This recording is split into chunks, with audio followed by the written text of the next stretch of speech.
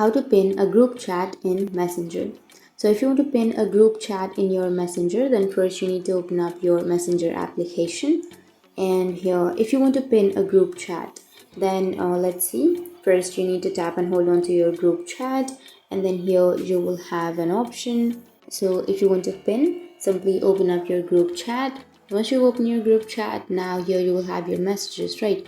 You need to simply choose any message that you would like to pin. So tap and hold on to that message, and here you will have pin option. Tap on pin. Once you tap on pin, your message has been pinned on your group chat.